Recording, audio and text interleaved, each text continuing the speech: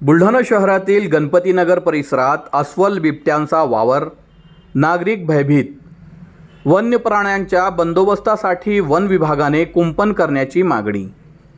बुलढाणा शहरातील मलकापूर रोडवरील गणपतीनगर करहाडे लेआउट परिसरात गेल्या काही दिवसापासून अस्वल व बिबट्याचा वावर पाहायला मिळत आहे। यामुळे स्थानिक नागरिक चांगलेच भयभीत झाले आहेत। या परिसराला लागून जंगल आहे। या जंगलातून अनेक हिंस्त्र प्राणी शिकारीच्या शोधात वस्तीकडे येत असल्याने वन विभागाने या वन्य प्राण्यांचा बंदोबस्त करण्यासाठी आपल्या जागेत कुंपण किंवा कायमस्वरूपी योग्य त्या उपाययोजना करण्याची मागणी स्थानिक नागरिकांनी उपवन संरक्षक यांच्याकडे निवेदनाद्वारे केली आहे। अस्वल बिबट्याचा वावर अनेकदा CCTVमध्ये कैद झाला आहे।